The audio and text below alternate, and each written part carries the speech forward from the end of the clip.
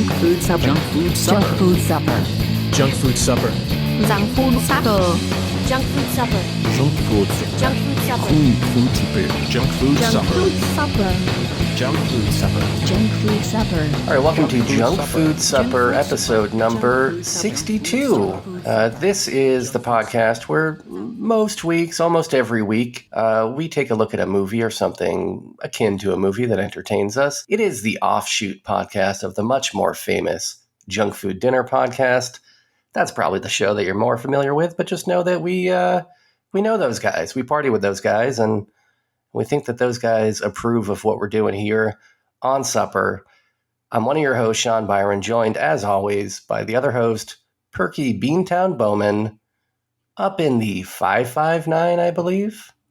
Yep, I'm here in the 559 for now. They are adding a new area code up here, although I think I'm grandfathered in to the 559 since I already have that number. And you have the tattoo. And I've got the tattoo. So RIP to all those suckers out there who have 559 tattoos and have to get a new phone number because they're not part of our crew.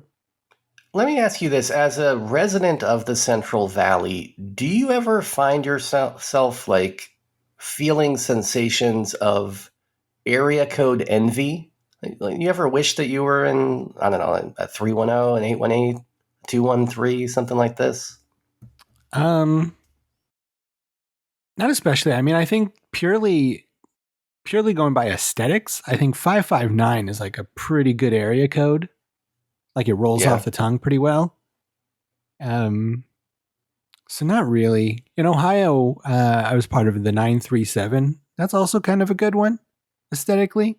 Yeah, and good placement on the keypad. You got 3 of the 4 corners cornered right there. You know, that's a wide triangle across the keypad with a 937.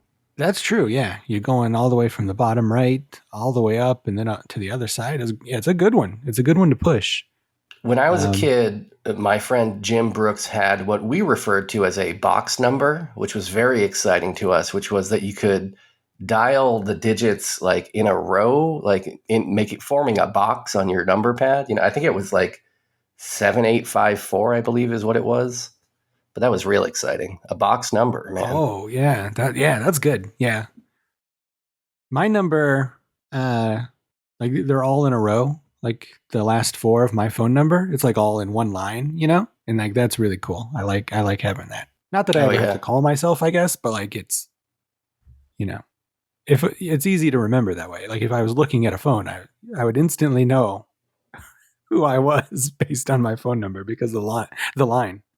It's so recognizable, you know. That's the world famous Parker Bowman phone number we all know and love. It's your signature phone number.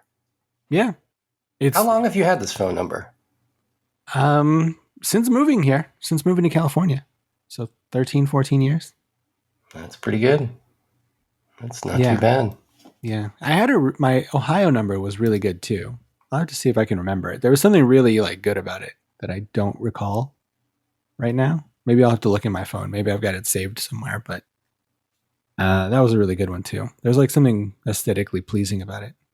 It started and ended with an O? It might have. It was something like that. Like it might have had like some good double numbers or like some sort of symmetry or something that I really enjoyed. Yeah. Or maybe the last 4 digits were 8008. You need a boob number. That could have been. For a long time, I wanted to get pay to get like a personalized number that I would pick. And I wanted the last 4 digits to be joke. Because I thought that would be really funny. And also because there's a podcaster I liked who did that. And I was really jealous that he came up with that and I didn't. Did he come up with that, or was that a tribute to Jackie the Joke Man Martling, who I believe had a joke phone number? Oh, I think you're right. Yeah, I guess maybe that was the case too. Yeah. Don't tell me you didn't waste, hundreds of dollars off your parents' credit cards calling Jackie the Joke Man Martling's 900 number. I think I probably did once or twice, to hear some jokes about boobies. Yeah, 1-900-696 joke or something like this, I'm sure it was. I think you're right, yeah. That was a good one. There was, that commercial played like 4 times during each Howard Stern episode on the E channel. That was I I'm sure I must have called it. Everybody must have called it. It was on so much, that commercial. And that's the only way that people ever heard Jackie the Joke Man Martling's voice during that era of Stern, where everybody would just kind of goof on him and not even let him talk. The best era, yes. Yeah. All right, yeah, well. So how are things with you this week? It's a pretty uneventful week. Not much has gone on in the last couple weeks since we've done a podcast.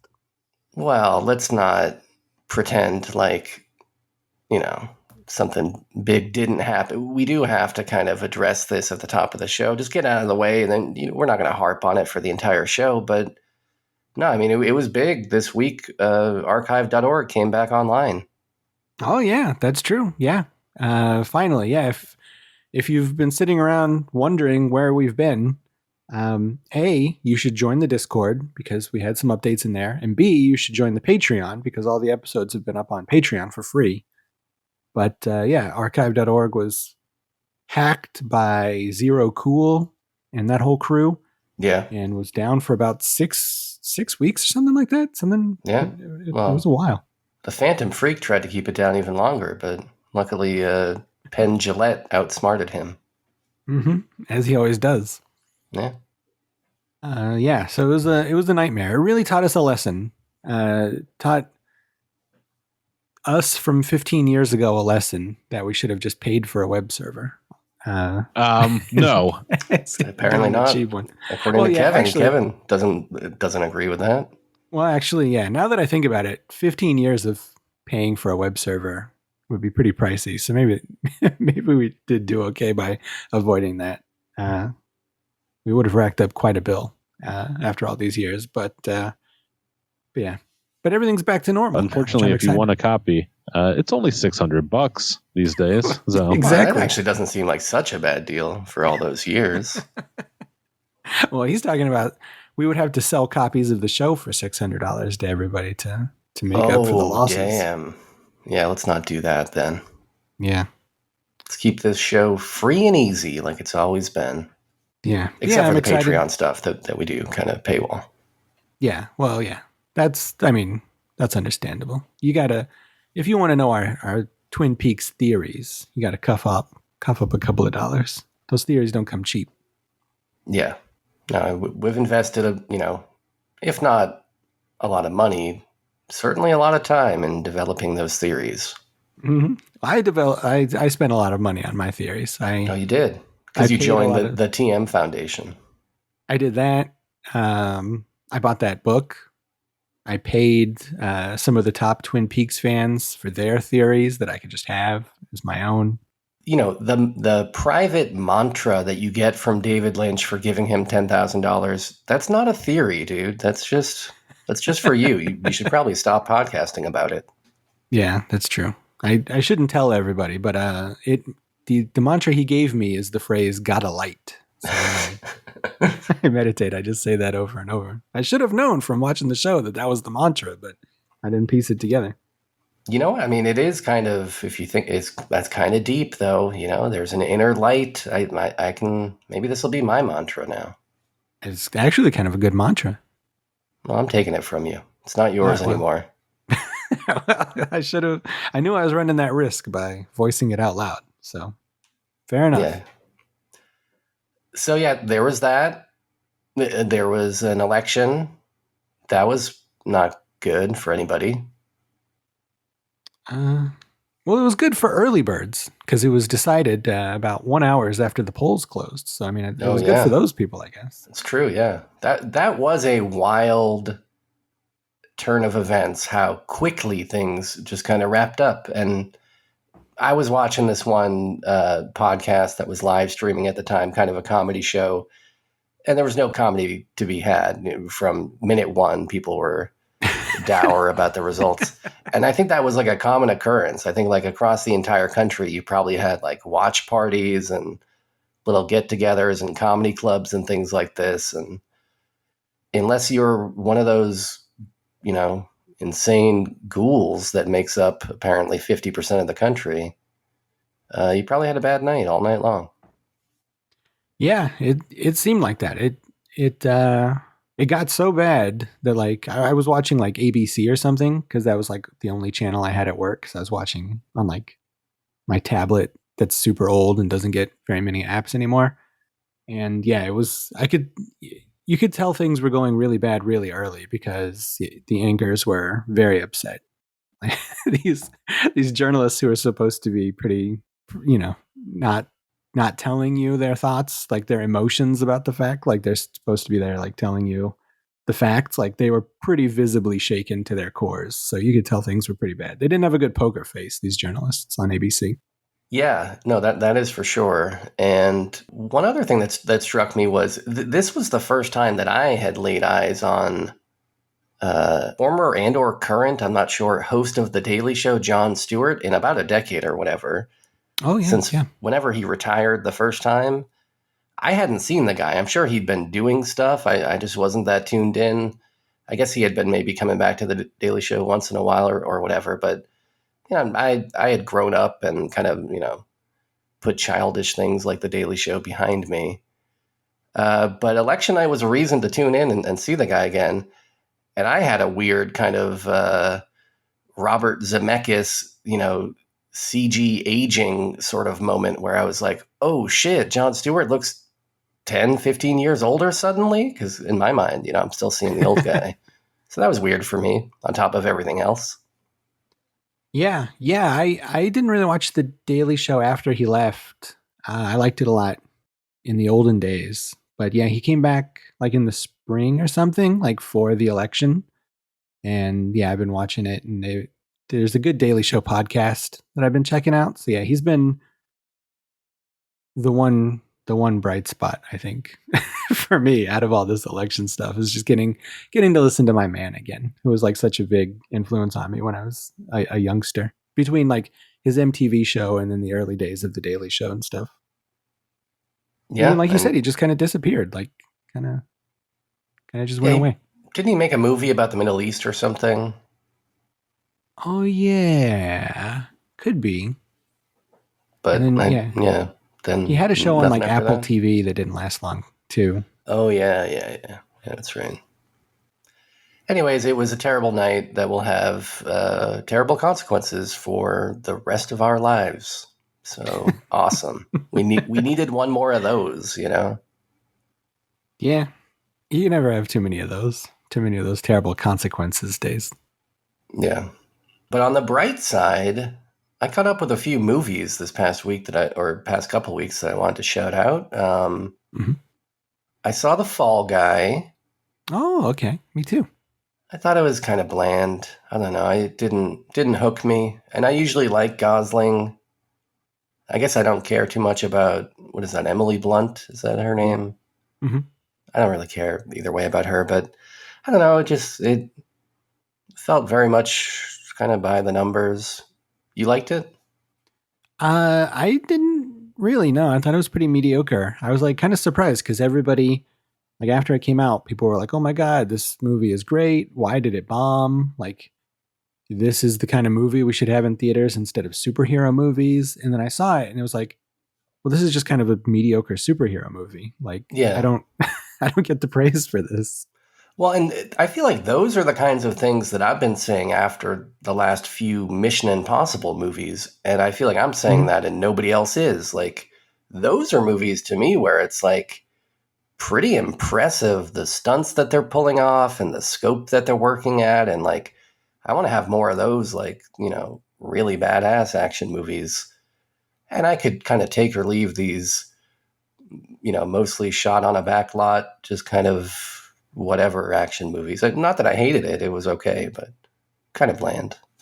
Yeah, and I was really surprised because like during the whole movie, I was like, why on earth would they go out of their way to like make this movie that's like kind of in honor of stuntmen and the work they do, but all of it looks so fake and shitty and CG. And then there's like a blooper reel during the credits where like they show you like that all these stunts actually happened, and I was like, if they were actually doing so many of these stunts, why does it look so bad and fake? Like what is filmmaking now that even real stuff looks fake? Like what's happening in Hollywood? Yeah, well, I think you've got a generation of filmmakers that have grown up with things looking fake and they just don't know the difference, I guess.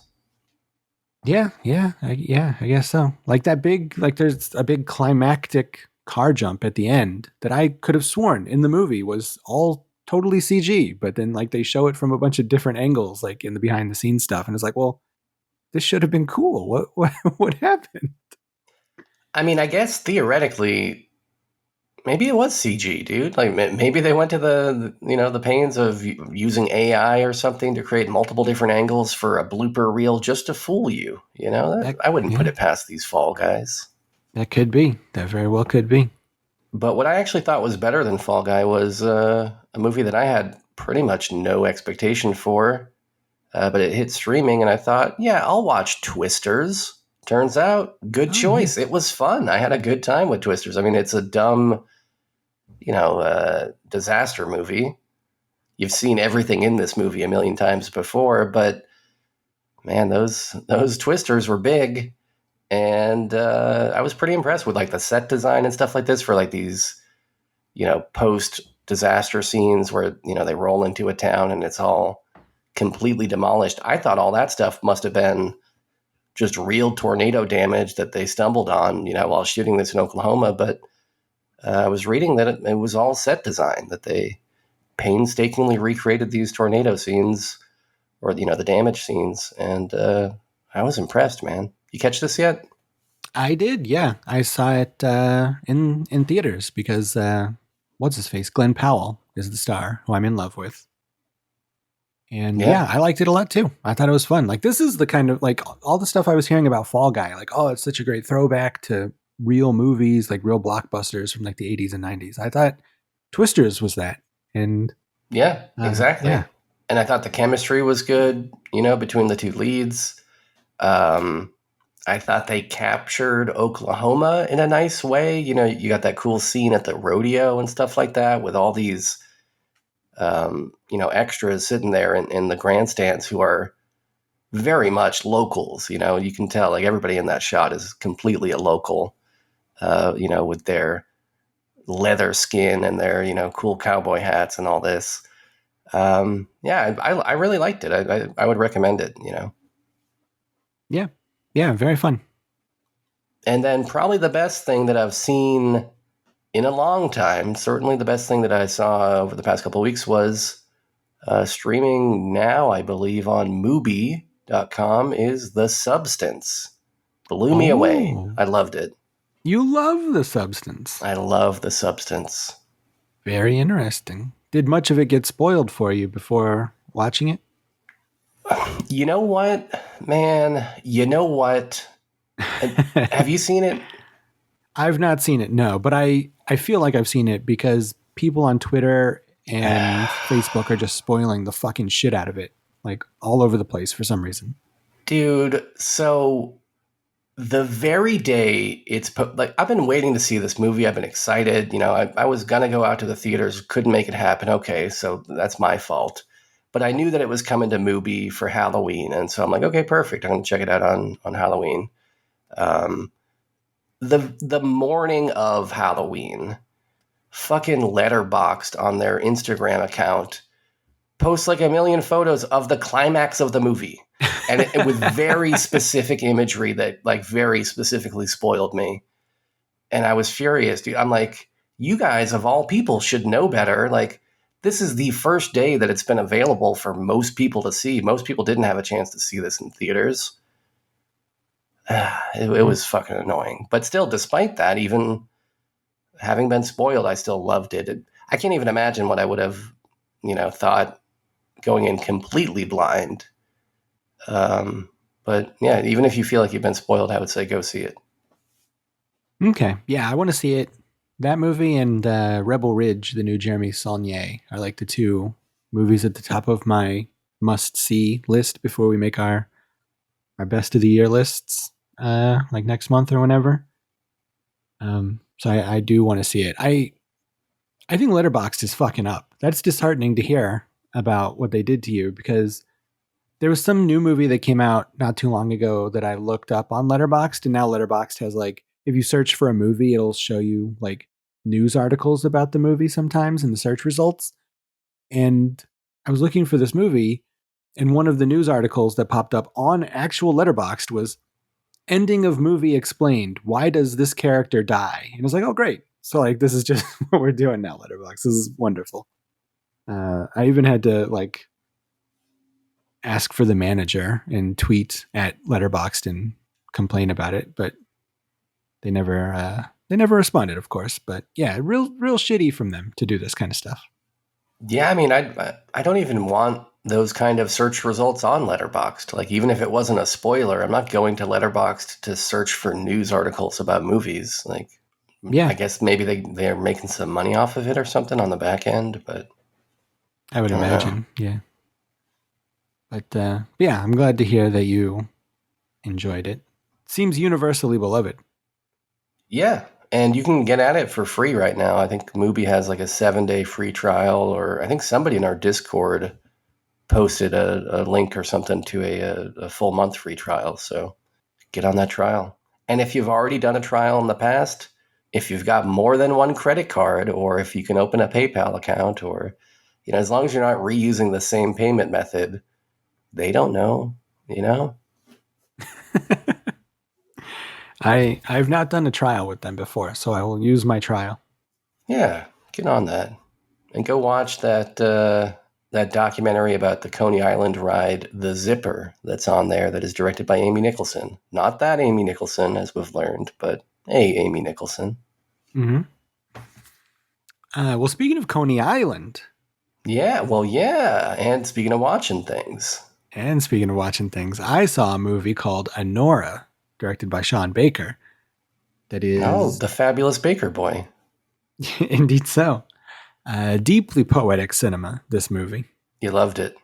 I love it. It's probably going to be definitely in my top 10 of the year. Probably my top 5. Possibly my number 1.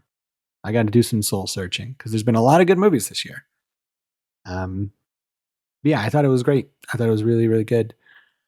Just mesmerizing. Just it's sort of got like that Tangerine sort of energy where it's just like kind of a nonstop thing once it gets rolling. It's just like super fun. Super, super fun movie. And also depressing movie. You like that that montage in Vegas where they're going through the Fremont Street experience and all of that? I do. They got married at the same place I got married, as a matter of fact, which is also the same place that Triple H and Stephanie McMahon got fake married on an episode of SmackDown. Oh, okay. It's like the little white wedding chapel, I think is the name of it. Yeah, I know the place. I've never been inside, but I've walked around that part. It's like in downtown Vegas, right? Like kind of not too far from Fremont and like Stratosphere and stuff, right? Yeah, it's kind of like in between Stratosphere and Fremont. Yeah, a little bit. I like believe, that weird no man's land. I believe right next door. The last time I was over there, which it's been years, so maybe it's not even there anymore. But there used to be a little adult video store, like right across from this wedding chapel, and they had like a little like not like a walk of fame, but I guess a cock of fame, where they had like plaster casts of porno stars' dicks and boobs. Oh yeah. I think that's still there. I've never been to it, but I hear about it from time to time. You want to go see John Holmes's Crank in plaster form? It's probably the best bet. Yeah. But yeah, you saw this movie too, right? You liked it? Loved it. Well, I will say I don't think I loved it as much as some other Sean Baker movies. I think Florida Project is maybe still my favorite of his, but I loved it. Nonetheless. Yeah, it was it's a stressful watch. That's the one thing is like I don't think I was prepared for how stressful the movie was. Yeah, it's sort of like like that. It rides a line between being like fun and silly and being like super stressful and depressing. Like it does it really well. Like those two feelings. It's like the characters are like it's tense and they're in a lot of trouble, the protagonists, but like also like the antagonists aren't like super serious, but they kind of are. So it's like you kind of never really know how much trouble you're in, which I think is really cool. Yeah, I like that one guy, the whoever the one henchman guy with the shaved head. Yeah. You know the guy? He's good. Yeah, he was really good in it. Everybody was good. Yeah. Yeah, the lead actress was great. Yeah, yeah. Which I was kind of surprised about because I'd only seen her in like, she has a small part in Once Upon a Time in Hollywood, and then she's also in Scream, and I didn't really like her in Scream. Although I don't think it's her fault. I think it's the director's fault, probably, that I didn't like her. But yeah, I was surprised that she was so good in this. That's another one that's it's not streaming for free, but it's out there in theaters right now, and I think deserves support. So JFS listeners, go check it out. Yeah, yeah. I also saw another movie called Smile Part 2. This is one that JFD listeners do not need to check out, right? I actually liked it. I didn't like the first one, but I liked this one. So I would say check it out. Okay. There's a lot of interesting stuff going on with it. It's like there's really interesting like thematic stuff about like fame and addiction, and also a lot of really cool camera stuff going on. Like there'll just be like a totally normal scene happening, and then all of a sudden like the camera will do like some crazy ass like De Palma stuff, and there's like all this like split diopter shots and stuff, like all this crazy ass stuff that doesn't even need to be in a silly like jump scare ghost movie, which I really appreciated. Now, do we actually have any scenes that are set at a baseball game? No, there aren't. So they're never going to explain why these smiling characters are appearing at baseball games. It's just going to be, oh, it was for marketing's sake. But I want a canonical reason. I want it to be, in the mythos, Well, there kind of is. I mean, to it would be a spoiler to elaborate, but if you were to see this movie, you can imagine why those smile monsters would be there on TV. Okay, so I guess from my point of view, it's not a spoiler if I just guess this, and you don't have to confirm whether or not I'm right, but my presumption is we learn throughout the course of these Smile films that the origin of the killer smile was that highly unnecessary pizza toss, right? People saw that, they started smiling, they couldn't stop. Mm-hmm. Yeah, that's the origin of all of my smiles, that's for sure. Here comes the pizza. Highly unnecessary. Okay, well, it seems like Smile 2 is, if not highly necessary, at least somewhat, right? Yeah, I mean, yeah, I wasn't in love with it, but I think it's worth seeing. I think it's fun. Cool. You've been watching Peyton Place? I or that have was me? not, no. No, That's that was just me. you. Yeah. It's good. I'm on like episode 22 or something. Some crazy shit goes down. I'm not going to spoil it for you, but man, love triangles aplenty. Okay, yeah. I've been meaning to read that book. I've still got that book on my digital shelf. Don't spoil it for me if you do read the book, because I got, I think, 300 episodes left or something.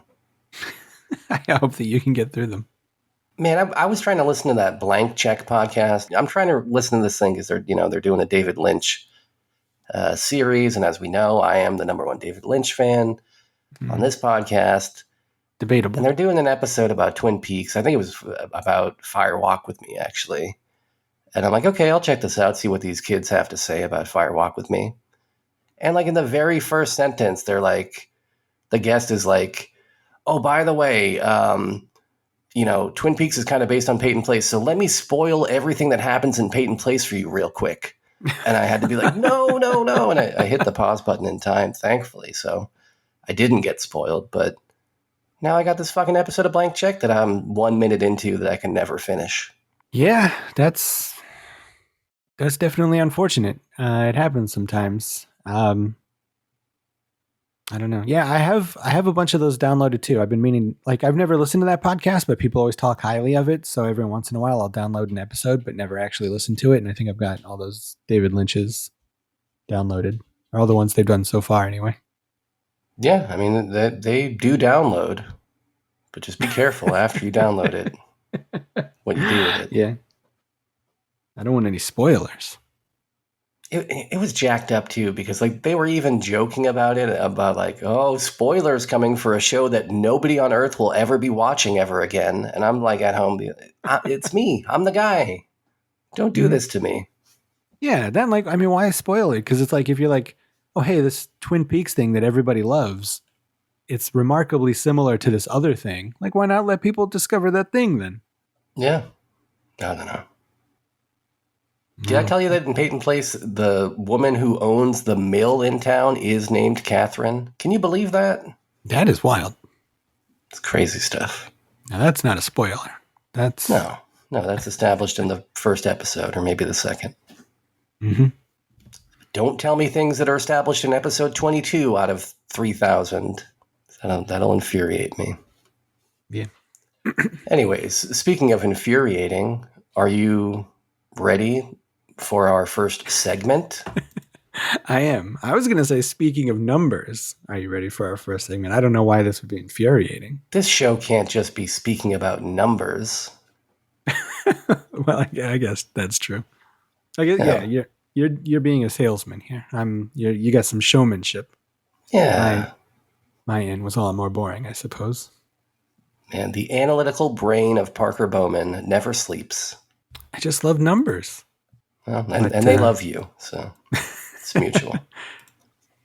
Yeah, so as is tradition, now that we're up to this is going to be our 62nd movie talked about on this episode. We're going to wrap up the previous tens of movies and do a canonical ranking of movies 51 through 60 that we talked about by combining our Letterboxd scores, getting the average, and getting a canonical ranking of which of these movies were good and which were not so good. Indisputable, objective, hard truths about which of these movies were best.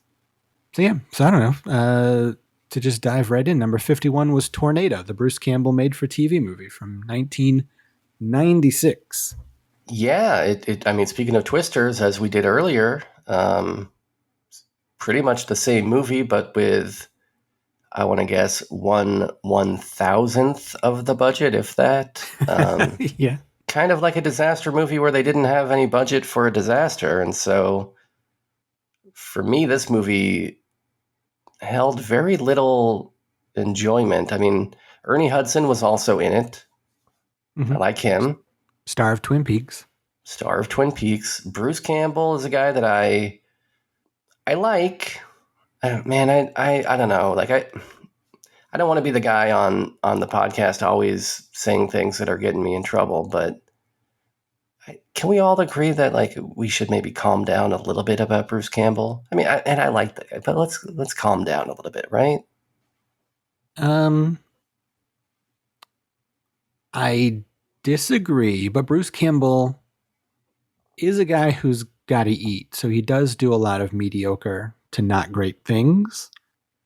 But he was also the star of a lot of Evil Dead stuff, so he's probably one of the greatest actors of all time. I mean, from my point of view, you got a career that's based on, the 3 Evil Dead movies and Bubba Hotep. And 4 movies out of what? Has he done 100 movies probably? Yeah, 114 according to Letterboxd. All right, well, you're discounting the show that I love and I liked from day one. No, it's not on Letterboxd. Also, he's in 3 of the top 20 highest grossing movies of all time with the Spider-Man movies. You can't take that away from him. And what kind of a role does he have in those? Oh, is he just a ring announcer that gets one line? Oh, okay. Oh, no. He's stealing the show in all 3 movies. Oh, is he a snooty usher that I don't even know if he got a line in Spider-Man 2? Oh my God, you got to rewatch these Spider-Man movies. He steals the entire movie. He's the best part of those movies. Better than Randy Savage? Much better than Randy Savage. He's so good in those movies. He's so funny. This is a man who is... a maitre d'? I don't know, man. When your character name doesn't have a name and just has a job function, I don't know that you can say that you were in the movie. Nah, you've got it all wrong. You were near the movie. No, you're very deeply mistaken. He's great in those movies. He's also been in a lot of cult favorites like Waxwork Part 2, From Dusk Till Dawn Part 2. I like that you're calling From Dusk Till Dawn Part 2 a cult favorite. I'm calling it a cult favorite. It's nobody's favorite movie. Well, that might be one guy's favorite. If you click on it on Letterboxd, is there a person who's listed it as favorite? Probably not. Well, he's in Congo. I know that that's a favorite of yours. I do like Congo. Congo's good. He's in the Maniac Cop movies. These are all rich and interesting pieces of film. Man, From Dusk Till Dawn, liked by 1,000 members. I don't know. I mean, I don't know. Maybe not From Dusk Till Dawn, but I mean, that's a fine movie. But yeah, all right. All right. Maybe I'm overselling From Dusk Till Dawn, but anyways, this sucked. I gave it 1.5. Yeah, I gave it 3. I thought it was fine. I thought the made-for-TV-ness of it was kind of charming. You gave it 3 stars? Yeah, I found it charming. I got a soft spot for these made-for-TV movies. Oh, dude, I hope that remains true for some of the made-for-TV stuff that I'm going to pick in the future, because I think this might just be self-selection bias here. I think you're maybe just trying to bump up your side of the equation for these rankings. Nah, I mean, it was fine. Like, I mean, you go into it expecting, if you were to watch this and you go into it expecting a low budget made for TV movie starring Bruce Campbell, you get the amount of entertainment value of that you would expect. And that's a win, right? Like, it's like, don't go into it with too high of hopes. Don't go into it expecting Evil Dead. But if you expect a low budget movie about tornadoes, yeah, it's good for what that is. All right. So this crap tasted like crap, and I'm glad that I ate it because it didn't surprise me. Well, speaking of crap. Yeah, speaking of foods, moving on to pumpkin soup. This is a Japanese movie about a young girl kind of making her way into young adulthood at this weird academy in some maybe outskirts of Tokyo or something. Weird movie. It's got Juzo Itami in a fun role as a professor, playing the hell out of a violin. And it was directed by the guy Kiyoshi Kurosawa, who would go on to do Pulse later. Mm-hmm. I like this movie a lot. I don't think it's a perfect movie, but I think as a Japanese tribute to like 60s like new wave French kind of avant-garde surrealist type movies, it works and it's fun and it delivers a lot of memorable visuals and weird vibes. I don't think there's too many movies like it. I would agree with that part. It is a very unique movie. I had high hopes for it, which I think backfired because I like Pulse so much. And so I don't know. I just didn't really get the joke of it. Maybe because I haven't seen enough 60s French movies, but yeah, I don't know. I didn't really care for it too much. How'd you rate it? I gave it a 2. You gave it a 2. I gave it a 4. Well, it's doing better than Tornado. Yeah, so far. Unless you go back and revise your Tornado rating even further inflate it. I'm not revising. You better not. These rankings are final. Yeah. More final than Alien 3, seeing as it was not the final installment in that franchise. A movie that I think is unfairly maligned. I guess I can understand, like, given the context of this movie coming out in 1992, I'm sure everybody wanted it to be, like, bigger and badder than Aliens. And it's not quite that. It's not trying to do that. It's, there's not a million machine gun battles from top to bottom in this movie. It is a little bit quieter in some ways. It's very, like, kind of dim and kind of depressing. Mm-hmm, mm-hmm. But I think it works. I mean, I think it's a lot of interesting characters in that motley crew of people. Having seen now the reassembled cut or whatever the hell it was called, the director's cut version, I definitely liked it more. So I gave this 3.5. Yeah, as did I. I think watching that, we both watched that director's cut, assembly cut, whatever it's called. And I think that helps this movie quite a bit. It's longer, but it's also way better.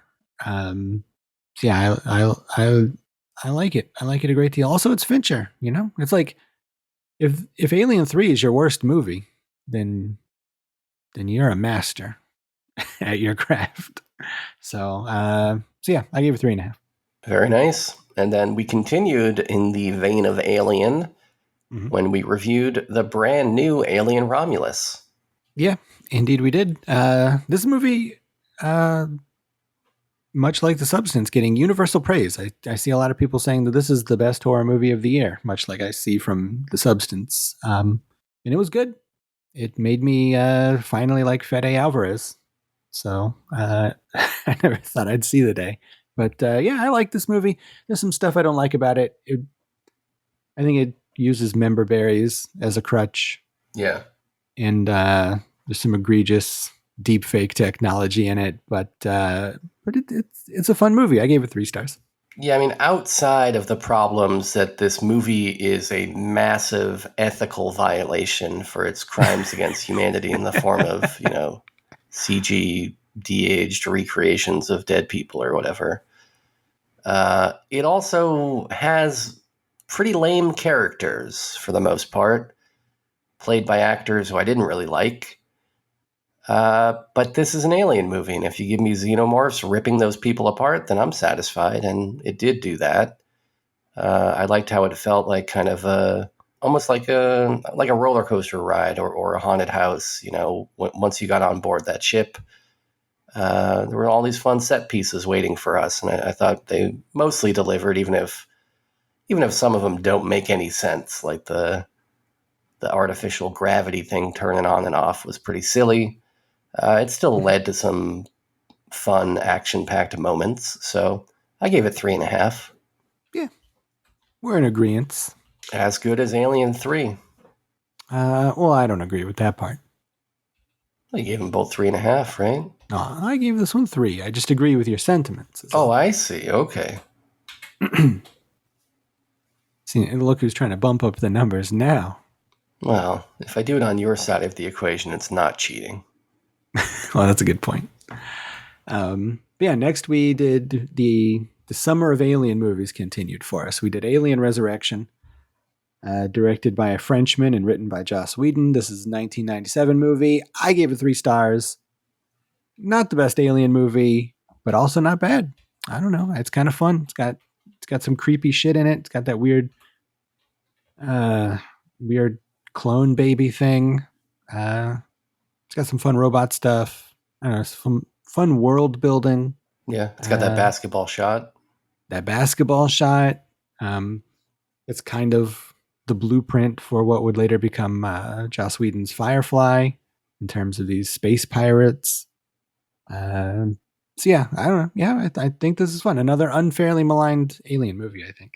Yeah, I agree with you. I also gave it 3. I don't think it's a great movie, and I think it is the weakest of, the primary Alien movies, but still decent. I don't know, still watchable. I'll watch it again in my lifetime and won't regret it. Yeah. After that, though, speaking of regrets, we took a detour over to the Hallmark Entertainment section of the video store and checked out is this 1999's or no? This is some years Journey to the Center of the Earth. What the hell year was this one? It is 1999. Directed by George T. Miller, starring Treat Williams, who's Gotta Eat Williams, Jeremy London from Mallrats, and an alarming amount of cave-based sex slaves, as well as cool lizardmen, and no Yetis, I don't think, and no King Kongs, I don't think, but plenty of lizardmen trying to have sex with these cave women. And that was enough for me. I was entranced by these sexual politics at the center of the earth. It did take, I think, probably 14 hours or something to get down there, but You know, they don't call it a journey for nothing, right? True. That is fair. How many stars did you give this one? Well, I gave it 3.5, but don't use that as a Oh way my to God. try and gauge how low you should go in order to make sure that this is towards the bottom of the list, because you should just vote with your heart. All my numbers are locked in here. And I gave this one a 2. It's one of the better Journey to the Center of the Earths because, like you said, there's a lot of weird sex politics, and the lizard men looked really good, like surprisingly good, and there were a lot of them. So that's probably where all the budget went to.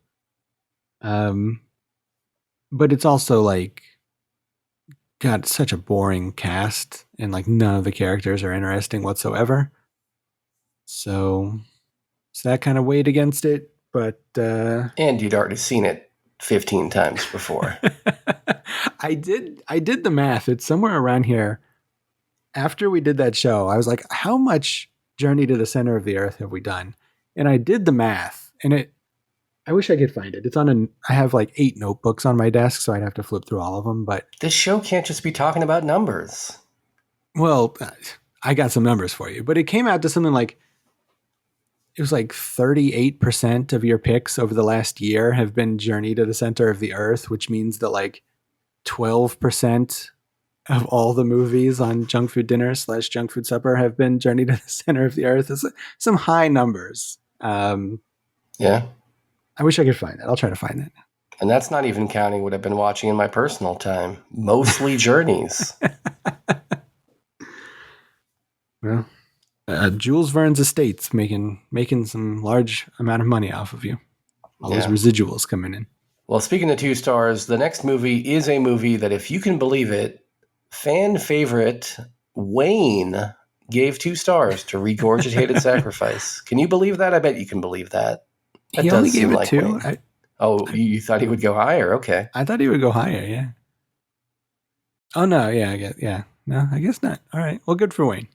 Tell me about this movie that you picked, that you wanted to watch, and you wanted your friends and the JFS listeners out there to watch. Well, we watched this in, I believe, August, which is Ghoul summertime, historically here on the shows, on the programs. And also, I wanted to watch it because we had just done Journey to the Center of the Earth. And usually, I think if you look through the list of Junk Food Supper movies, you'll see that I'm mostly trying to pick interesting and good movies. Historically. But sometimes my baser instincts take over and I got to pick a bad revenge movie. And this was it, because I was just really sick of watching Journey to the Center of the Earth. So I figured we would watch this movie made by one of our least enjoyed directors ever. So that was my thinking in this. All right. Well, did it pay off? Yes. You haven't picked a Journey to the Center of the movie since then. So yes, I would say yes. Well, that is a fair point. But I think that was maybe more related to the fact that I was trying to respect Schlocktober. Yeah. But this movie did almost put me off movies entirely. I'll be honest with you. There is no 0-star rating available on Letterboxd. I guess I could have kept this as like logged but not rated. Mm-hmm. But I don't believe in that method. I don't think that's a sound method. I think you do have to attribute some kind of rating. And so I did give it 0.5 stars, but I wish to Christ I could give it less. In fact, I'm going to complain to Letterboxd management or whatever. I'm going to send them a blue sky and tell them, you need to unlock an ability for me to vote this movie lower than 0.5. Well, I mean, fair enough. I got it slightly higher than you. I put it at 1 star because, as we talked about, there was some like interesting camera stuff going on. Like, it wasn't totally devoid of merit, but it was pretty much devoid of merit. So pretty bad. Not listen to you, massive fan of Regurgitated Sacrifice. You're here defending Lucifer Valentine. You said the same thing. We agreed on the camera work. Well, I remember it clearly. That's not a big enough offset to compensate for all the vomiting straight up people's noses or whatever the fuck the rest of the movie is. Well, there was a lot of that, yeah. Anyways, don't see it. Pretend we never mentioned it. And fuck that guy. Yep, that's for the best. Dr. X. A very different movie. Very minimal vomit play in Dr. X. But still kind of a grisly movie for the time, considering it's like 3,000 years old. One of the very first color features in that famous 2-strip Technicolor that makes everything look extra spooky. I love this movie. I'm a sucker for this kind of thing. I would even go out as far as to say, like, I think this is maybe as good as almost all of the classic Universal horror movies. Like, it is, I think, should be in that conversation. Lionel Atwill, I think, is great in the lead, but I think all of his creepy cohorts in the Mad Science Lab are a lot of fun. And I can't think of any movie this old that is this gory or this kind of playful with its, horror stuff. So I really love this one. But did you like this as well? I mostly did. I mean, I like the way it looked. Like, it has a really cool style. Like, it's color, but it's not like full color. It's not Technicolor. I think they could only have like 1 or 2 colors on screen at a time. So it's got like this really cool, like moody, like green and red palette that I thought was like interesting. I thought the movie was kind of boring.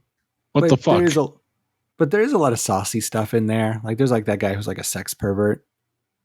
And like they talk openly about cannibals and mutilation and stuff, which is pretty wild for the time.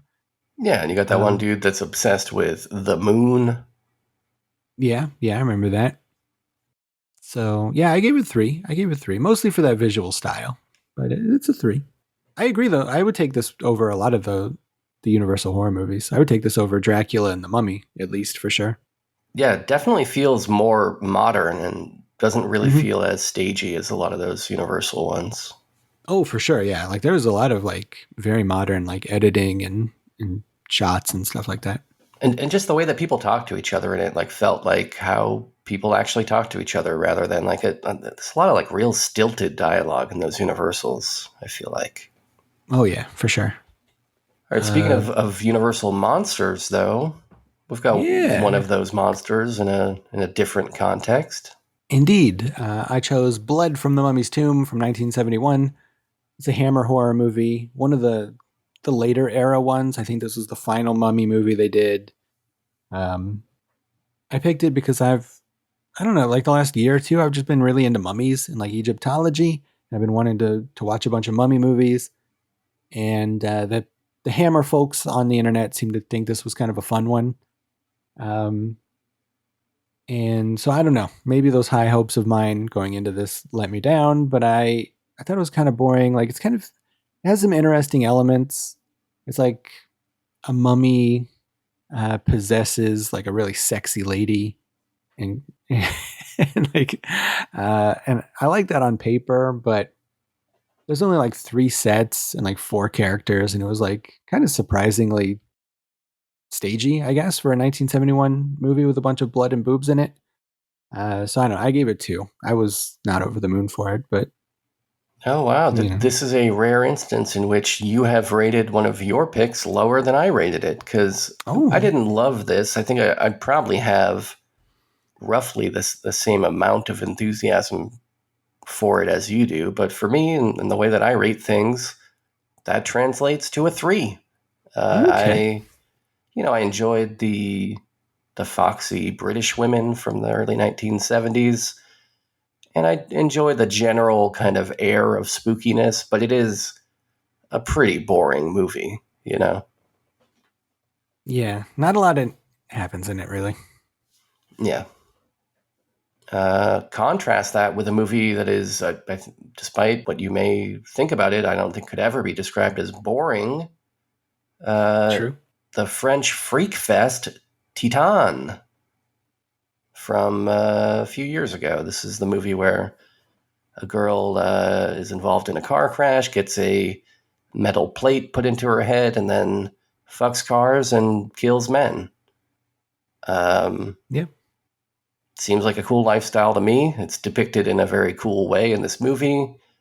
And we get not one, but multiple French fireman rave scenes that I'm always looking for in my cinema. So I like this director. I like this movie. I liked the lead performance, especially, and like the effects. I gave it 4.5. 4.5. Okay. Yeah, I like this movie a lot as well. I gave it 3.5. But that came with the caveat that this might be one of those movies that we get every so often where I either like it or I'm lukewarm on it, and then like a year later, I've thought about it so much that I just love it, which happens a lot. So, because it is that kind of movie where it like leaves you with a lot of powerful sort of images to ponder. And yeah, I thought it was very, very unique film. I had no idea where it was going to go from one scene to the next, and I enjoyed it. So, Very nice. The Halloween movie that I chose to culminate our Schlocktober watching was The Strangers from 2008. Actually, you chose this. I gave you some options, and Wait this is the one a you picked. minute. You're doing 11 movies now, or what? Oh shit, that was number 60. Yeah, you're right. Yeah, okay. My mistake. Jeez, I just saw it on the list. I was going to keep going. Shit. Before You're right, we know 60. it, you're going to be spoiling your thoughts on Under the Rainbow in this segment. Possibly. Yeah, but yeah, that's all right, that's all 10. Yeah, so we got the 10, ranking. yeah. We got the official ranking. Oh yeah. And I Tell me think about that we don't even need to reorder any of this. I think it is probably solid as it's laid out here, but let's just go through it. Okay. Coming in with an average of 4 points, Titan. Yeah. Okay. Seems fair, That's right? reasonable. Especially considering you think you might actually like it more than you've currently rated it. Yep. So yeah, I'm glad that it's the number one, just in case I do like it more in a year or so. Yeah, then it won't really impact anything in this bracket. Coming in at number 2, 3.75 average points, Dr. X, a classic. Yeah. All right. 3.5. We got Alien 3. Okay. I like that. I like Master David Fincher being up there in the top 3. Yep. In fourth place, Alien Romulus with 3.25. Okay. Yeah. I think that's fair, maybe. I rated them both 3.5. I guess if I was going to rate them, I would probably put Romulus a little bit before 3, maybe. But I'm not sure because Alien 3, as far as I remember, didn't, commit any crimes against humanity. So that's true. Maybe this is accurate. Yeah. And you can split the difference and say, like, if we're going with the theatrical cut of Alien 3, then I would for sure say that Romulus is better. Oh, yeah. But if we're saying that extended cut, then Alien 3 is better. All right. Well, coming in at number 5 would be Bumpkin Soup with 3 points. And then number 6, also with 3 points, would be Alien Resurrection. I like this. Yeah, I'm cool with this. Yeah, that's fine. A Journey to the Center of the Earth, underperforming, I say. I think this should be much closer to the top, but it's only 2.75 average points. 2.5 points, The Curse of the Mummy's Tomb, also known as Blood from the Mummy's Tomb, I believe, but I got it written down as Curse. Then we got Tornado in the number 9 spot, 2.25. Sorry, Bruce. And a shockingly high rating at 0.75 stars for Regurgitated Sacrifice. I think we need a recount. I don't know. I mean, that one guy wears he puts like an octopus on his head. I'm giving 1 star to a movie where a guy wears an octopus on his head. I don't know. That's just me. Well, you've got your preferences, and nobody can take that away from you, I guess. Yeah. I'm a simple man. I like what I like. I like octopus hats. I think if you had been spoiled by Letterboxd showing you a photo of that octopus on the head before you watched this, you might be back down at 0.5. That very well could be. The cover art of the octopus may be better than what's in the actual film. Yeah. All right, well, that's official. Yeah, I like it. I like it. I Yeah. think that's a good ranking. I'm gonna try to pick it up. I think these next 10, I'm gonna try to pick some more classic bangers. I got a couple I mean, here. if we're that looking at these rankings, it is kind of an embarrassment in terms of these bottom three. I don't think my name is anywhere near these bottom three. Well, yeah, I do have the bottom three. I think that, let's see, last time I don't think we did anything below a 3 in the previous 10. Yeah, I'm looking at it now. These were all bangers. So I'm going to try to get back there. Only time will tell. But I wish you luck in selecting bangers. I guess at the end of this very episode, we'll know whether or not that is a possibility. Oh, I got some bangers. Oh, yeah. I love these kind of movies.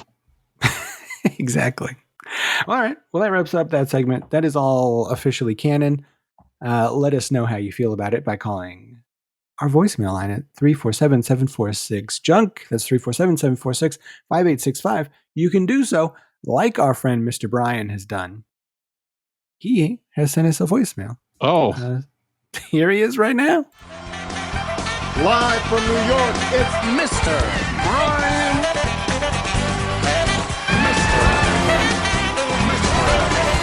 Ladies and gentlemen, Brian.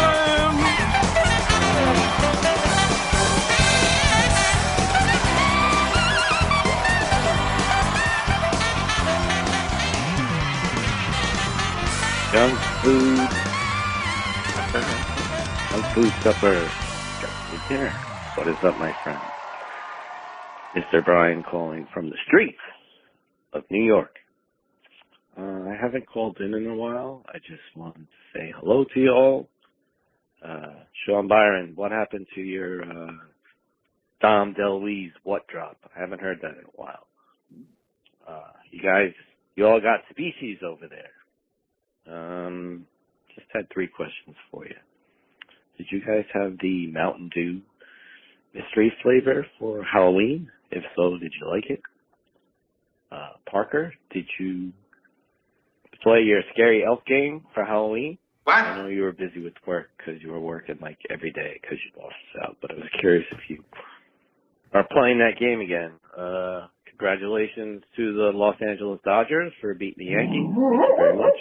You beat the snot out of my Mets. Thank you not so much on that. And my last question is, are you guys going to watch Flash Gordon anytime soon?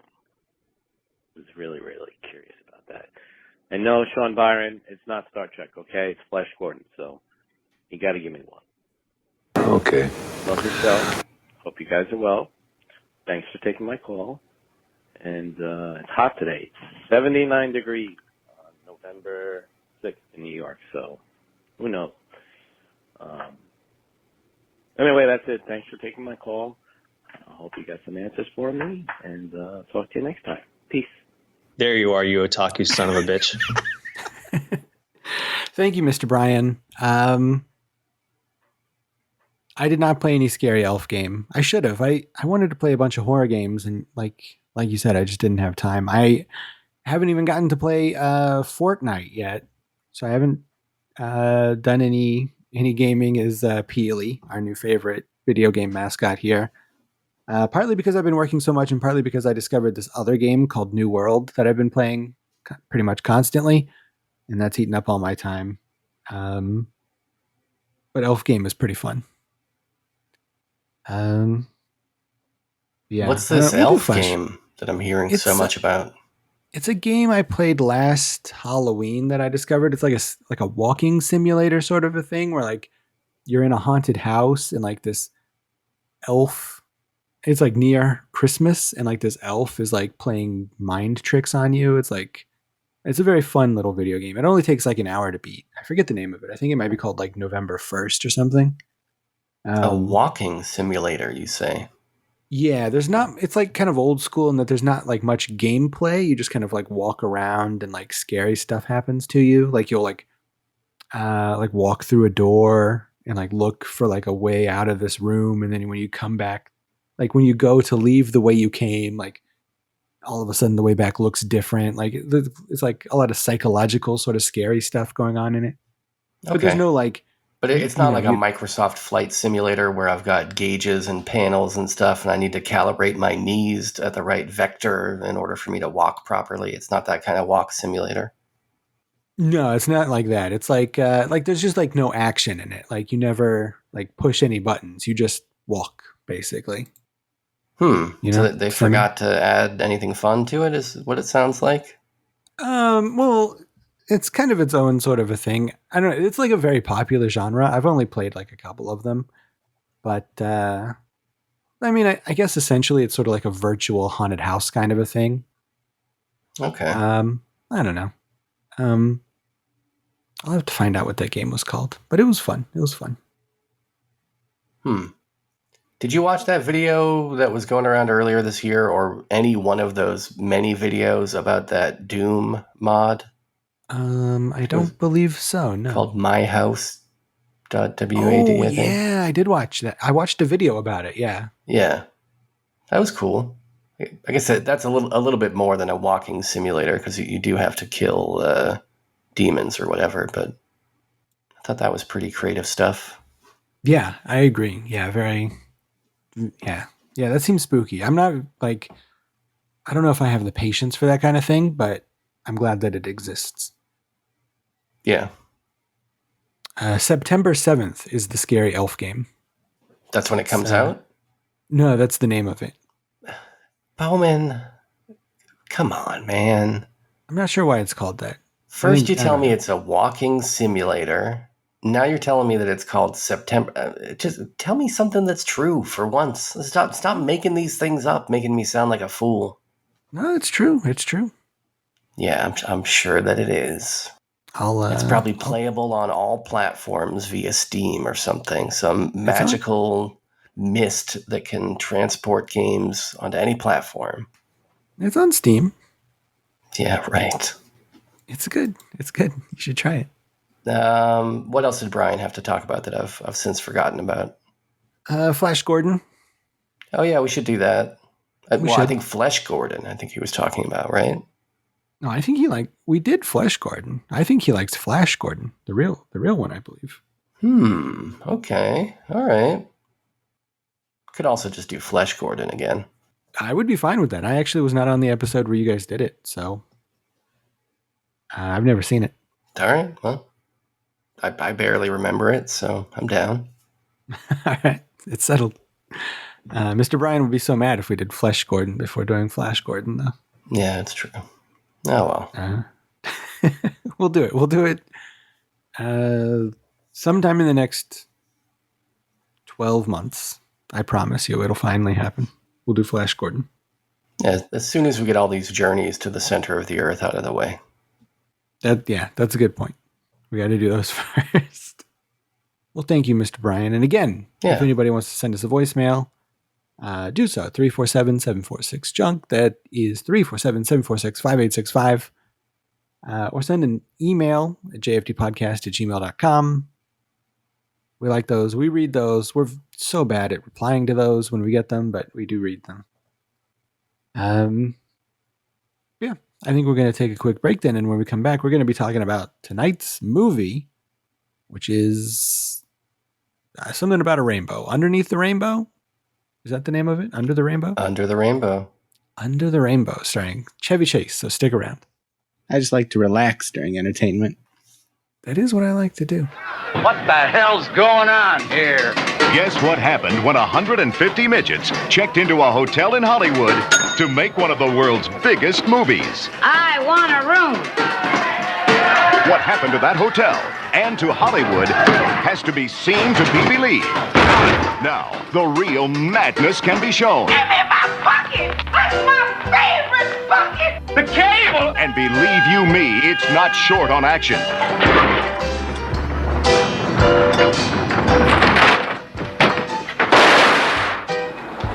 It's not short on danger. I could have held the elevator, sir. And it's not short on romance. Bruce Thorpe, United States Secret Service. Okay. And I suppose that's your gun, huh? Oh, no, I wear a shoulder holster. It's not short on excitement either. All kinds of excitement. Not bad. And you better believe it's not short on laughs. I'm gonna miss you too. No time for pygmy perversion. Seek higher. You will cooperate or I'll blow your brains out. If you haven't already guessed, it'll be out shortly. Chevy Chase, Carrie Fisher, and 150 of Hollywood's smallest stars in Under the Rainbow, a giant comedy. Coming from Orion Pictures. What an interesting hotel. All right, welcome back to Junk Food Supper. The movie tonight's going to be Under the Rainbow from 1981. Strangely, though, listed as a 2014 movie on Apple TV. I don't know why that is. But before we get into the movie, I did want to just issue a breaking news statement here. And I got to be honest, Bowman, as our resident newsman, I'm surprised that it was not you to break this news, that the responsibility fell on me. But it looks like our boys in the GOP have taken the House. It's official. Okay. All right. Well, that is strange news to come in and break with. But yeah, I know. Yeah. Well, all right. A lot of that came down to these California races, which is very odd. But California turned much redder than it normally is this time around. Oh, well. Anyhow, there's more important things to talk about than the state of our country. Because we need to talk about one of the most important films ever made, probably not, but a movie that has been of interest to me for a while. It's got a reputation for being not such a great movie. I think it was nominated for some Razzies and stuff like that. And, it's kind of a legendarily disliked motion picture. But I thought maybe it would be interesting, to look at a movie that is hated this much. And I thought that there might be a chance that I would like this, given the fact that, I love The Wizard of Oz, which factors into this quite a bit. And also because I like Chevy Chase comedies from the 1980s. I figured there was a good chance. Actually, sidebar real quick. What is your Chevy Chase status? Because I grew up really liking the guy, with the vacation movies, and obviously he's kind of fallen off. But I think you enjoyed him on Community, right? Yeah, I love him. Like, I kind of grew up with him, kind of recognizing that he was a funny guy, but he was like never any amount, like he wasn't like my favorite guy when I was a young man. And then he's fucking hilarious on Community. And then that got me to watch Fletch and the vacation movies and like a bunch of his other stuff that's like less well known. Over the span of like a year, I just got super into Chevy Chase. And yeah, I think he's hilarious. Like, he's probably one of my favorite dudes now. I think he's so funny to me. Had you not grown up with the vacation movies?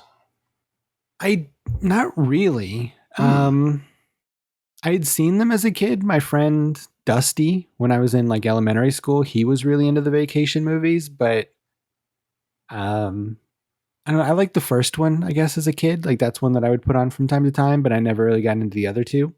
Probably because as a young man, I hated Europe. Yeah. You didn't understand these gags about rotaries. You're like, I don't even know, why are they driving around in a circle?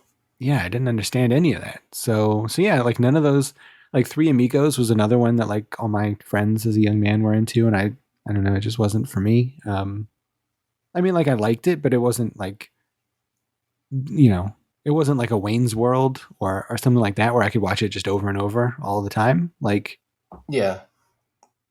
Well, I feel like, the Wayne's World movies and the contemporary SNL movies of, our childhood, those were movies that me and my friends would watch over and over again. But those vacation movies, I feel like, were some of the only movies that were universally loved in my family. My dad loved them. My mom loved them. Mm-hmm. My sister loved them too. And so, yeah, there were many instances of us, getting together as a family and watch, especially the Christmas one, around the holidays. But even the other ones, they were big rentals for us. And so, I grew up loving the guy.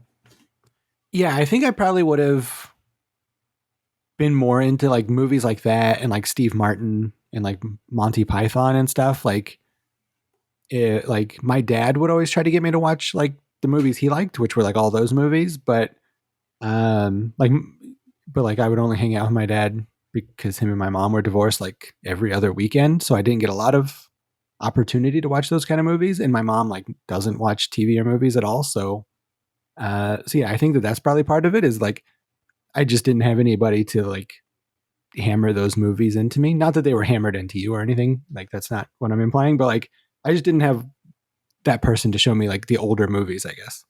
That's fine. By the time I was a kid, those were kind of older movies. I'm not holding it against you that you're a latecomer in life to the joys of the Vacation series. I think that's perfectly reasonable. I should also mention the director of this movie, Under the Rainbow, is Steve Rash. This is his debut film. If the name doesn't ring a bell immediately, he also directed Son-in-Law, starring Pauly Shore, one of your favorite movies, right? I do like that movie quite a bit, yeah. He also did something else. He did Eddie with Whoopi Goldberg. I'm not thinking of that one. Can't Buy Me Love. Yeah, Can't Buy Me Love's a good one. Son-in-Law's good, and then he did 2 Bring It On movies that I've never seen, but I do like that first Bring It On. His career is weird because he's done 2 Bring It On movies, like the straight-to-video ones. He did a straight-to-video American Pie movie, and he did the straight-to-video Road Trip sequel. So like he has kind of like this odd modern-day career. Interesting career, for sure. You know, he worked in a number of areas, mostly comedies, but interesting work. This stars, as I mentioned before, Chevy Chase playing a G-man in 1938 Hollywood. I think he self-identifies as a Secret Service agent. Also co-starring in this is Princess Leia. She's playing a casting director for The Wizard of Oz. Or more accurately, she's playing a Munchkin wrangler for the film. Mm-hmm. And this movie, of course, stars a whole host of little people, probably every single one of them in Hollywood at the time, I would guess. Including, of course, the truly bigoted ass Billy Barty as an actual Nazi with a cane and a monocle in this movie, which is pretty incredible. I could not believe this. Like, I never in a million years, like, if I would have known 15 years ago or whenever we first started making that joke about Billy Barty being a bigot for whatever reason, like, I think he just said something like slightly problematic in a movie one time. If I would have known that there was an actual movie where he plays a literal Hitler, I would have lost my entire mind. Yeah, and honestly, shame on our audience for not delivering that to you in GIF form by now. You know what I mean? This should have been a GIF on our Discord from day one. I agree.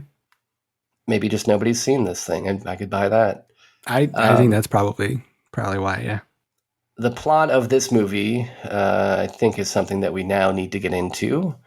It starts with a little bit of a wraparound segment that will come back at the end, in which we meet one of our many leads, I guess you would say.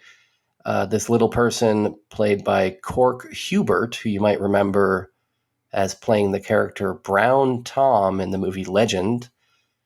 He's in this playing kind of a down-on-his-luck little person in the Great Depression who, through a series of mishaps, bonks his head in such a way that he'll have a fantasy adventure starring all the people in his life, you know, much like Dorothy and the Tornado. So the meat of this movie actually takes place inside of his fantasy adventure, which is at the hotel. I think it's called the Hotel Culver, but it's a fancy-ish hotel in Culver City, across the street from the MGM studios where the Wizard of Oz was being shot at the time. And so the movie is basically a series of comedic mix-ups with all the various characters at this hotel, which includes, as I mentioned before, hundreds of munchkins, plus also G-Man Chevy Chase, who is protecting a couple of diplomats, an assassin guy who is trying to kill those diplomats, plus a bunch of Japanese tourists from the Japanese Amateur Photographers Society, aka JAPS, which gives you an idea of the kind of humor in this movie. And to make things even more confusing, not all of the Japanese guys at the hotel are tourists with this unfortunately named Photographers Society, because there is also some Japanese spies. At least one in the form of Mako, if you remember that Japanese-American actor Mako, who was in a bunch of stuff around this time. He's in this as a Japanese spy trying to link up with his German counterpart, who is, of course, none other than the aforementioned Billy Barty, playing a Nazi. And so it's basically a series of mix-ups, while the Nazi guys are looking for some sort of map. And of course, we all want the good guys to win and the bad guys to lose. And this is a weird movie. It was probably even weirder at the time, I'm guessing, than it actually seems now. I got to imagine seeing this in 1980 would have been kind of a trip. But unfortunately, it's not nearly as funny as I wanted it to be. I feel like this movie fails especially hard, like kind of in the moment when when the gun's really pointed at them and they really need to deliver a laugh, like 9.9 times out of 10, they fail. And I kept watching this and thinking to myself, well, these scenarios are funny. Like they'll work their way into like a funny kind of premise, but why am I never laughing? And I do think like a better director, like a Mel Brooks or somebody, could have probably squeezed these premises for a lot more humor. As it stands, nearly every scene is littered with just really corny jokes or just really, lame jokes that fall flat. So that's kind of a bummer. Another big issue with this movie is that it does at times feel like people, in charge of producing this just had the concept of, hey, do you guys remember the most colorful movie ever made? Why don't we pay tribute to it by making the brownest movie ever made? Because this is a shockingly brown movie, considering it is supposed to be about the Wizard of Oz. It also has really bad pixels right now. I paid $4 to stream this, and I felt like they should have paid me with the quality of pixels I got, which is kind of a surprise for a WB title, to be honest. Warner usually does nice work with their home video presentations, but not in this case. And I guess it's probably not a priority for them to fix it. And, I guess maybe the issue that people have with this the most is that a lot of it seems like it's in bad taste. And, I can kind of dig that. But I also think you do need to kind of look at this, from the time period that it was created and try and come at it from their point of view. And I don't think that this is a malicious movie in any kinds of ways. I think it is just a silly, goofy movie that is maybe plying a type of joke that is not fashionable anymore, and maybe for good reason. But at the time, they didn't really know any better. Yeah. And I mean, it's also, I don't get a single joke in this movie, but I also imagine that they might be commenting on the racism at the time and the pre-World War II Japanese racism, or like kind of currently World War II Japanese racism. So I feel like they might be making a joke about it and they know that they're doing it rather than just making a racist joke, but that might be giving them too much credit. Like it was 1981. So maybe it is just them making racist jokes. But that is fair. I mean, I think one of, the lasting images of, wartime America is like that Superman comic where he's imploring you to slap a Jap, There was a lot of wild anti-Japanese sentiment. I mean, obviously we were locking them up here, at home. So yeah, maybe they're playing with that.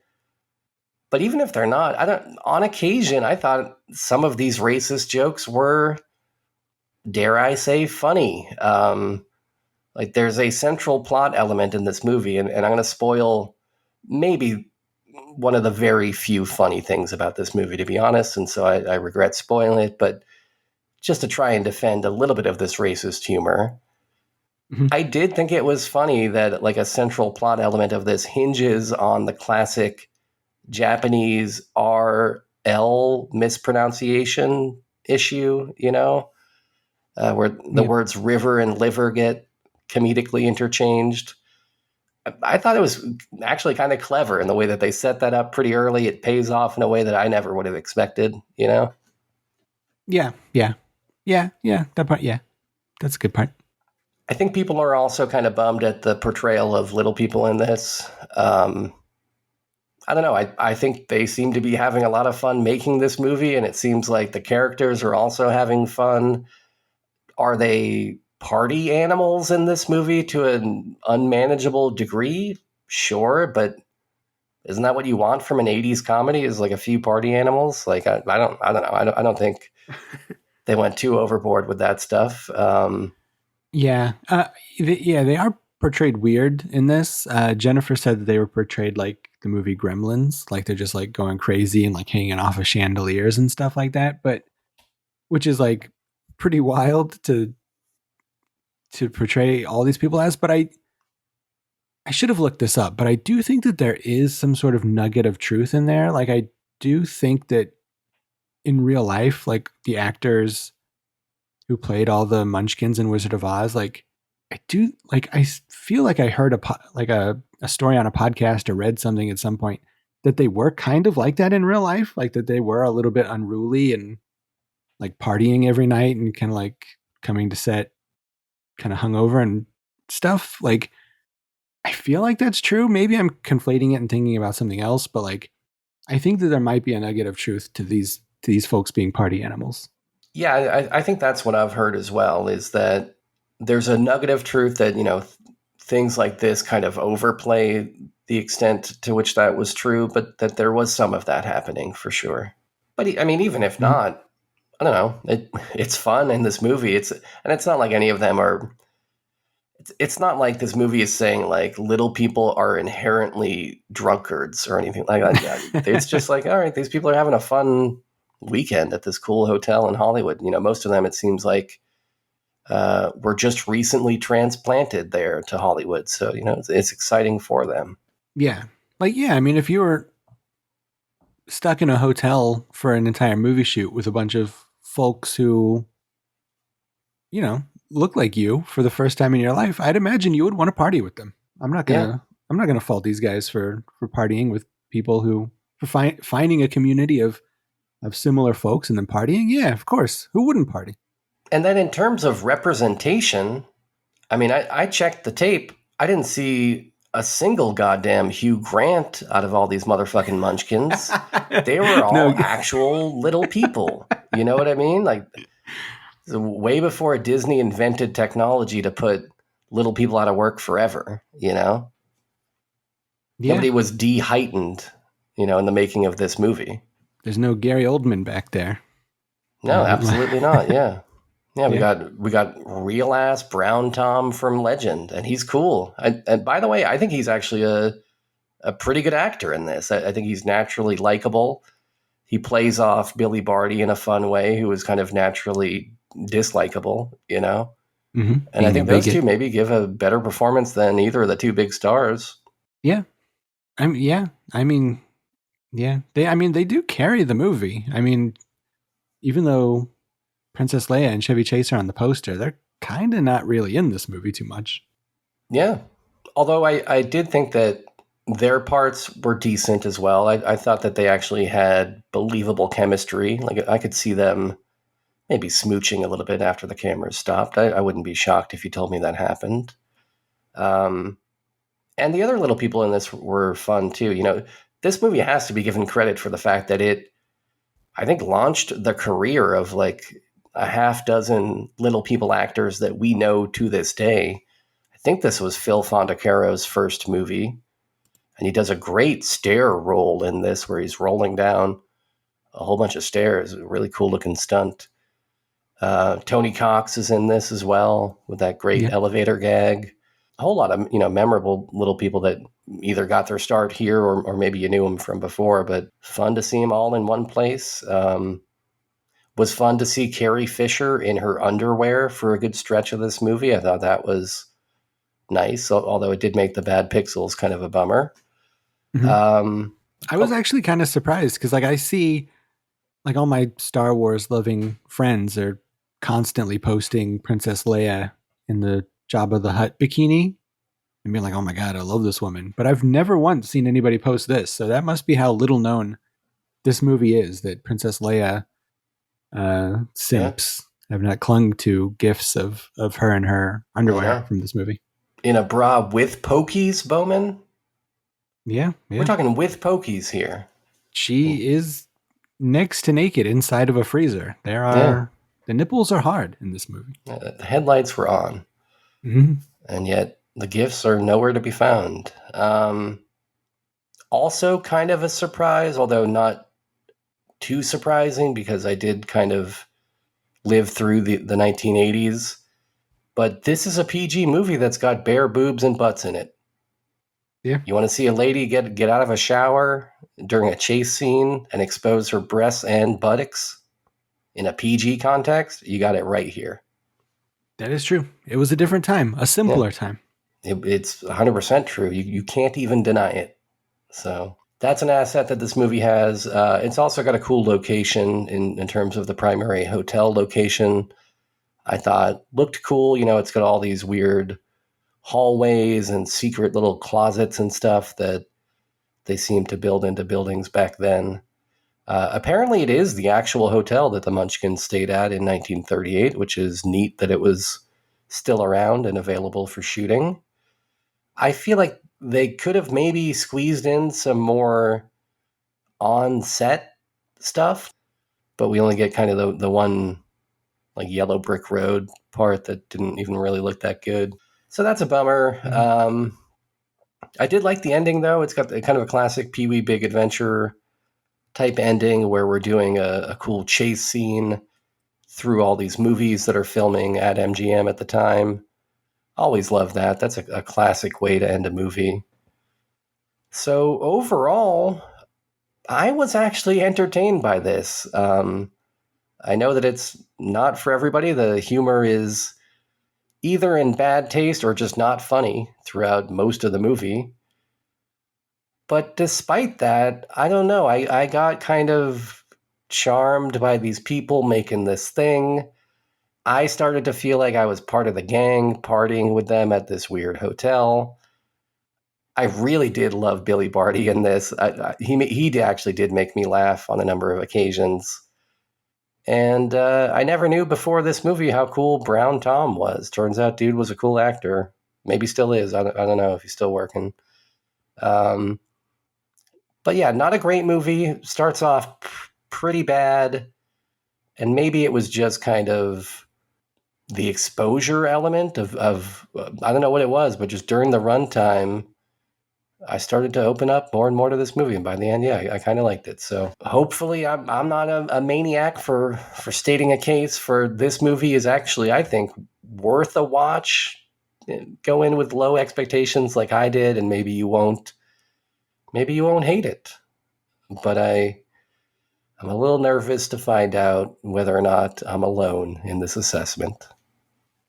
Well, I do think it's worth a watch because it's because it is pretty unique. It's kind of a throwback to like those kind of wacky old-timey comedies like that I don't watch, but I feel like are just generally pleasant, where it's like just wacky shit happening all over the place. And it's, a lesser known Chevy Chase and Carrie Fisher thing. So if you like either of those two people, it's probably worth watching just to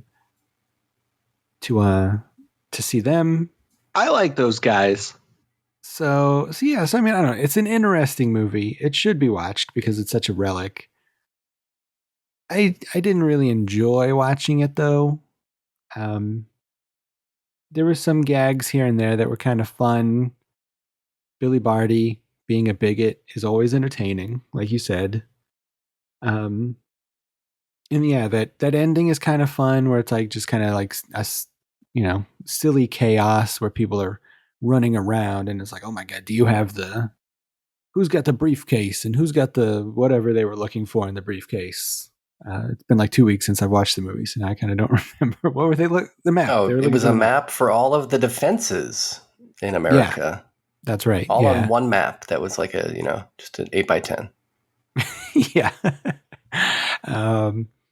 So like that kind of stuff is fun. I think what's his face? Alan Arkin's son or nephew or whoever that guy is, he gets stuck on a chandelier at one point. Adam Arkin.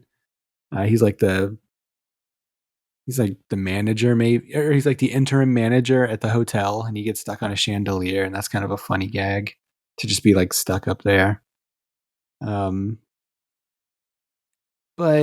yeah, mostly it's just like they really kind of skate by going like, oh, if these little people are throwing pies and drinking, like that's funny, right? Like, and it is, right? It wears thin. It's a lot of the runtime is just like little people doing crazy stuff. Man, what year is this? Where you're telling me that little people doing wacky stuff is not one of your favorite things? I'm sure in 1981, this would probably have been the wackiest stuff that I'd ever seen little people do. But we live in a post-Jackass age, and anything that Wee Man has done on any given Jackass episode is crazier than everything in this movie. Where do you think he got his inspiration from? He could have gotten it from this movie. But nobody in this is, skating around. Nobody in this is like pretending to also be Preston Lacey, like shrunk down. So I don't know, but like, and then, I think maybe the most egregious thing of this movie is that Chevy Chase is kind of playing a straight man. And I don't care for that. That's kind of why I don't like Christmas Vacation, is he's kind of the straight man in that movie. Like all the family members are like kind of the weird ones in that one, to whereas like he's the weird one not weird, but he's like sort of stressed out, and like he's the funny one in the first two Vacation movies. But here he's playing a straight man, and I like smarmy, quippy, sarcastic, talk a mile a minute Chevy Chase, and rather than this Chevy Chase who's sort of like not really doing much of anything. Yeah.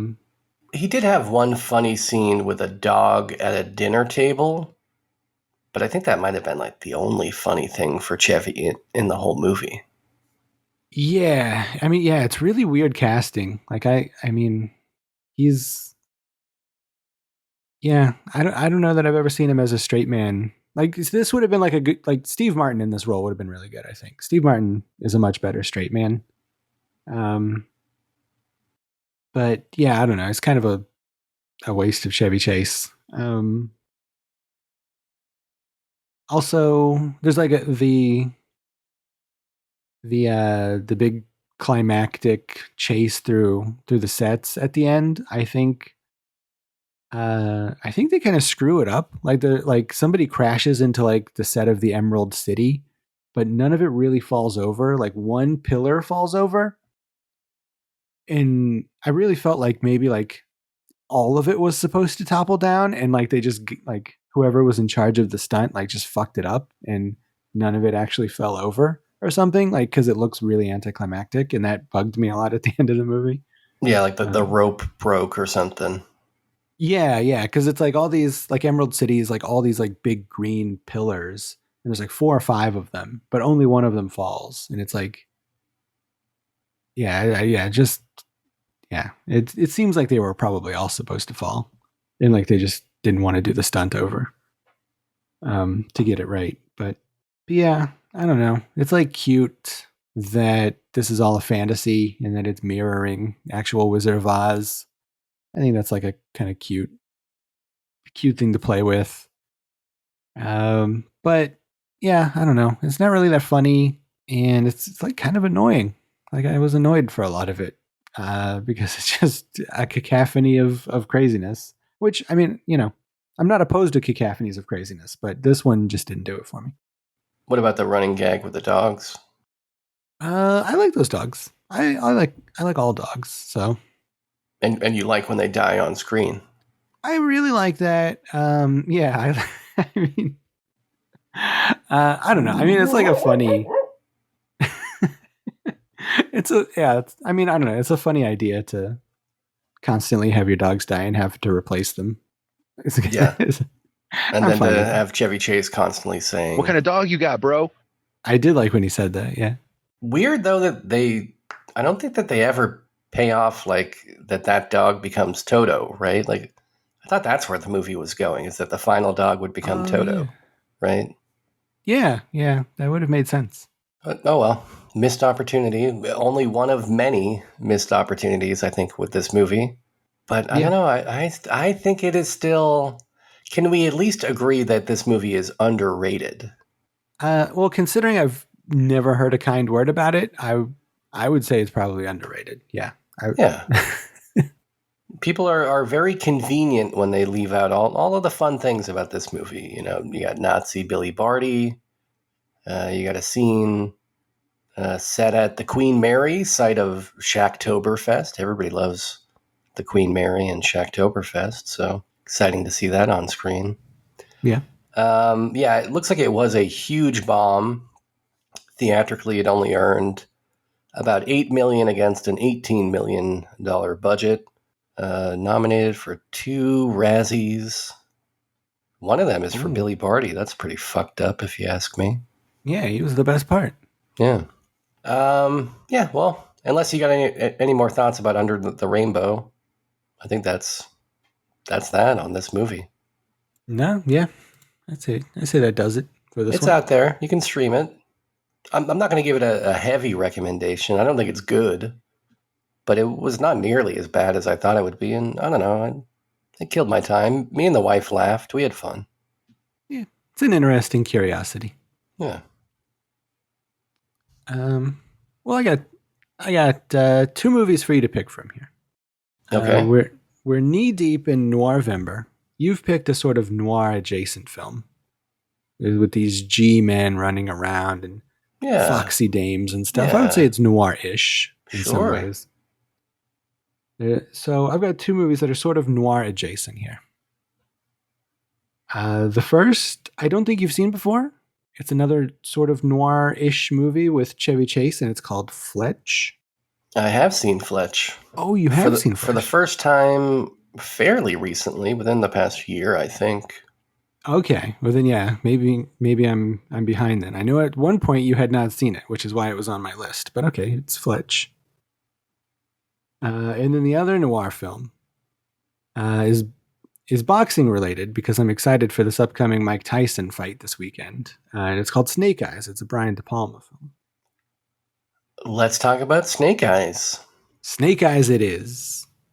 And by the way, I thought you were going to pick Niagara. Are you never going to pick Niagara? No, you have to pick it. Man, it's like you don't even want to see Marilyn Monroe's Pokies. I would love to see it. You got to pick it. Okay. Well, eventually. Well, eventually it is. But in the meantime, we'll talk about Snake Eyes. This is the Nicolas Cage, Brian De Palma movie that came out in like 90. Excuse me. It's a Gary Sinise film. Oh, my mistake. Let's give him proper billing. Carla Gugino's in there as well. Let's see where we can find this for the kids watching along at home. It's on Paramount Plus right now. You can watch it for free. And on MGM Plus and Fubo, whatever that is. Other than that, you can rent it for a couple of dollars. It came out in 1998. So there it is. Excellent. Yeah. It's a nice noirish type of a film. Yeah. That is indisputable. It is noirish. All right. Yep. All right. Well, I guess that wraps it up. That wraps up everything here. I think it does. Yeah. We've got the usual things we can plug now at the end of the show. You know, we've got our website, www.junkfooddinner.com, right? I believe that's the web address, right? That is correct, yes. It's probably a pretty good place to get back episodes of the show now that archive.org is back online, right? I would say that that's true. Or on your podcast app of choice. You can get all that stuff there. App of choice. That's a nice turn of phrase. I wonder if you've been listening to other shows where they use that kind of phraseology. I may have picked it up somewhere on the streets. I like it. We've also got a voicemail number. It's 347-746-5865, I believe. 347-746-JUNK. Something like that. That's the one. Yeah, that is correct. This show can't just be talking about numbers, Bowman. We know that by now. I like to talk about the numbers. There's also facebook.com/junkfooddinner if you're into Zuckerberg Enterprises. By the way, man, did you see this shit today that people are talking about this new AI autoresponder on Instagram? You know about this? I don't know about this. So I guess if you're like a blue check mark on Instagram or whatever, they're rolling out this feature where if people send you a message on Instagram, rather than you as a human replying, it will just AI auto reply stuff that it thinks that you might say to this person. What kind of hellscape is this that we're living in? I hate it. I hate everything about this AI. Did you see what AI put on the Wicked toys packaging? Oh, was that AI's fault that they directed it to the porn company Wicked? Yeah. There was a news story that came out like 5 or 6 months ago saying that Mattel is now using AI to do their packaging for them. And smart. This is the kind of stuff that happens. Jesus Christ. Well, don't go to wickedpictures.com or whichever is the porno address. Don't even go to the Wicked movie website. Just go to junkfooddinner.com. That's the only place you need to go. Send us an email at jftpodcast@gmail.com. You could also go to our Instagram, junkfooddinner. We're not going to set up an AI autoresponder, so don't worry about that. If we do reply, it is a human. Can't guarantee that we will reply, because as we all know, I still haven't replied to... Oh, actually... Big news update, Bowman. That's not true. I was going to say I have not replied to Kyle from Kentucky. Guess what I did? I did reply to him finally. Yeah, nice. It was a big moment for me. I finally cleared that hurdle. It was the election that did it. You know, he kind of mid Tuesday night. Kyle sent a message, kind of commiserating with me about the state of our country, and that prompted me to reach back out and forge that human connection with somebody else. So it was exciting, and I see you, Kyle. Yeah, you like to see that kind of stuff. People coming together. Yeah, I mean, it was big for me. But by the way, I haven't talked about it. I'm stacking up messages. For a while, it was just Kyle. It's not just Kyle anymore. I'm just stacking up messages. I'm not replying to things. It's not fully by choice. I'm having a hard time replying to things. But anywho, if you do send us a message on one of the platforms, we'll probably reply. And if we do, it's a human. Next week, I think will be a JFD with Kevin. If so, that will be exciting because we will be doing our aforementioned Terry Garr tribute show, which movies I don't have in front of me, but I could pull it up real quick. It won't take that long. You got I got them right here. We're doing right Flapjack. Yeah, Flapjack Floozy from 1988, Mom and Dad Saved the World from 1992, Aliens for Breakfast from 1994. And also none of these movies are that Francis Ford Coppola movie she was in that Justin told me to watch and he said I would like. So I'm sorry, Justin, we're not doing that one. Damn. I apologize. There was a good chance with 3 Terry Garr movies that we would do it, and it just didn't work out mathematically. I apologize. Now, Aliens for Breakfast, are we talking about people eating aliens for the first meal of the day, or are we talking about like you got some aliens who came over for breakfast? I mean, you picked that movie, so you tell me. You know what? I can't tell you, so maybe I'm going to have to pick something else now. Maybe you should pick that Francis Ford Coppola movie. Maybe I should, but I won't. I'm sticking with these aliens. So understandable. So that will be fun if it is the Kevin episode. But if it's not the Kevin episode, we do need a Bowman pick for the next junk food supper. And I think we've already established what that will be. Yep. And so I don't need to repeat the fact that we've already established exactly what that will be. Because you already know it. We already know it. There's no chance that I forgot what it was. But it's Snake Eyes. It's Snake Eyes. All right. Well, I think that is probably all the things this week, right?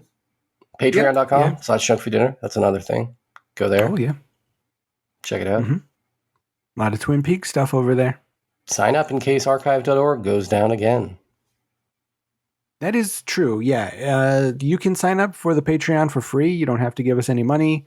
And if you do so, then if anything happens to the main feed, you will be able to get the episodes there. And also, updates and stuff. I don't know. It's like probably just a good idea to do it. I mean, you can also sign up for a couple of dollars and get a bunch of bonus episodes too. But if you just want to do it for free to support us, that's also a good idea.